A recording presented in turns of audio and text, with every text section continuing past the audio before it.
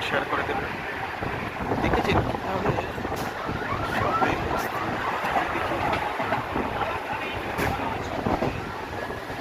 ভারতের জনজীবনকে একেবারে বিপর্যস্ত করে দিচ্ছে এইসব পরিস্থিতি না বন্ধুরা। যাকে